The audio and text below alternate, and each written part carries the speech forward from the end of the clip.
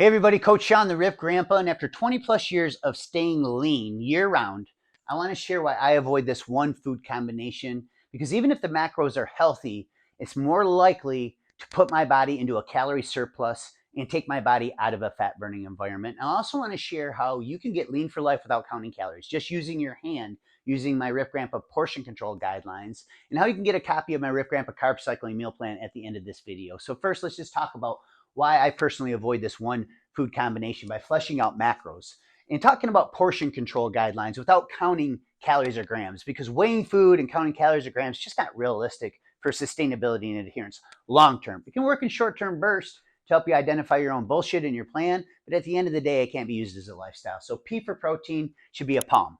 Okay, so 2 palms for men would be about 7 to 8 ounces of cooked protein. 2 palms for women would be about 5 to 6 ounces of cooked protein for women. Vegetables, cruciferous veggies, so this does not include corn, peas, parsnips, or carrots. They follow under S for starches and F for fruit. So for cruciferous veggies, starches, and fruits, we want a fist-sized portion when we go to eat those foods, those macronutrients. Just a fist-sized portion. It's going to be somewhere around a cup. Of course, everybody has a different size fist, so this is going to apply to your body personally. O is oil or fat. Now, why do I have a red star next to oil or fat? Because fats yield 9 calories per gram. And with the gaining popularity of things like keto and carnivore, which definitely can and do work, but there's a 94% chance you will gain all or more of the weight back. Research is crystal clear on this. And they're not sustainable. So for autoimmune or anti-inflammatory or issues like this, I think they can be very effective in short-term bursts, but they're not realistic to use for the long haul. And what ends up happening with these higher fat diets like this, it's very easy to overeat these fats because they yield 9 calories per gram versus the carbs and protein, which only yield 4. It's very easy to overeat and take your body into a surplus. And this happens all the time. We have high-level clients come into my Rip Grandpa app. We start breaking down their macro plan and customizing it for them. And they tell us they're eating 2 or 3 avocados a day, 3 or 4 tablespoons of oil or grass-fed butter, 3 or 4 handfuls of nuts. And the next thing you know, you're in a 700-calorie surplus, but you're like, I'm eating all this healthy stuff. And you're pissed off because you can't lose weight because it's a math equation. It's the law of thermodynamics. You must burn off more than you take in.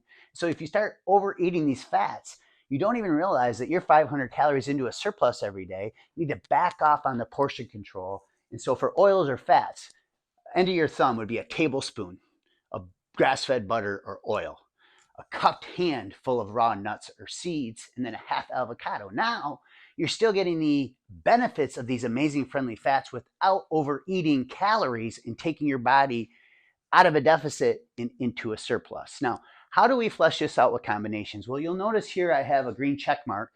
We have protein in every single meal. So no matter what, protein is the king of all macros. At the end of the day, if we took you and your twin and every single thing in your diet and exercise plan was equal, but your twin simply replaced some carbs and fats with protein, at the end of the day, your twin's going to kick your ass. Your twin's going to lose more weight. Your twin's going to have a faster metabolism. Your twin's going to gain more muscle, lose less muscle, have less hunger and cravings, and experience less rebound weight gain. So again, 2 palms of protein in every single meal. And then we're going to combine that with a fat. We're going to combine it with a starch. We're going to combine it with a fruit. But what we're not going to do is we're not going to combine starches and fats together or fruits and fats together because they're both storage units. Protein is very hard to store as fat because it's a building block, where fats and carbs are fuel our body needs to use as fuel, and they're easy to store, whether it's in glycogen in the form from carbohydrates in your muscle and liver tissue or as body fat.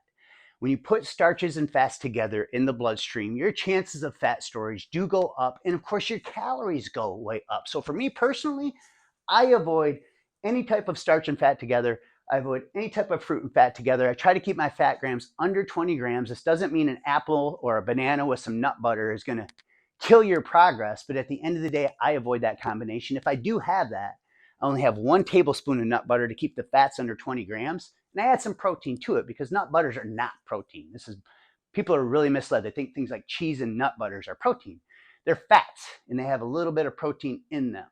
So with that being said, here's a couple little tricks that you can use, or that I personally use, that you could try that could help you out. So when I go to eat out, for example, and I want to have a baked potato or some rice at a restaurant, well, I'm going to choose a lean meat versus a fatty meat. And just by doing this 3 or 4 times per week, you're going to lower your calorie intake in that meal, 400 or 500 calories.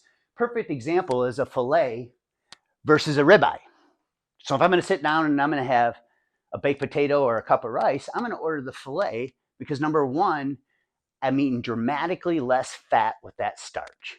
And number two, a ribeye is about 1,200 to 1,300 calories. A filet is only 400 or 500 calories. So this is really just a math equation. It's just a simple way where I'm going to get almost as full from that filet, but I'm going to eat about 500 to 600 calories less, and I'm going to have way less fat in that meal, decreasing my body's ability to store fat and decreasing my overall daily calorie intake. And this is another reason I use, instead of using full fat versions of dairy products, for example, I use fat-free. Now, a lot of people will argue, well, you need those fats in that dairy to absorb those nutrients. But the thing is if you're eating a lot of protein, you're already getting a lot of fat from that protein. Even when it's leaner cuts, you're still getting quite a bit of fats in these protein sources. So at the end of the day, it's all about math. So if I simply replace full fat versions of sour cream or cottage cheese with fat-free versions, and I'm using them especially in recipes, you can't taste the difference. Isolated, yes, you might be able to, but at the end of the day, I'm cutting out 400 or 500 calories out of my diet by doing that. And again, it's a math equation. So with all this being said, I can give you dozens of mechanisms. I'm huge on meal timing. I'm huge on these combinations. I'm huge on carb loading and cheating the right way to boost leptin and thyroid hormones. I have all these mechanisms. When you time your meals properly, we can control ghrelin pulses, which is your hunger hormone. We can also get acute burst and growth hormone. All these things can be little hinges that can help move big doors over time. But at the end of the day, guys and girls, if you don't have QUESP in place, your outcome is not going to change. What is QUESP?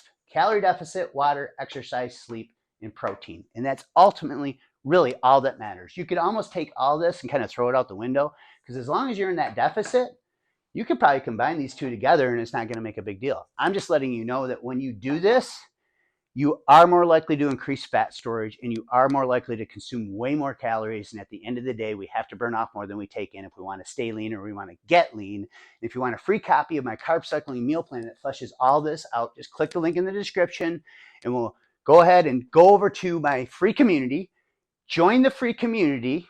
And then inside that free community, you're going to click on the classroom tab, and I'm going to give you a full-blown free 14-day rapid fat loss starter kit, 100% free. If you got something out of this, do me a favor, like it, share it, drop a comment if you have questions. Thanks for watching, and God bless.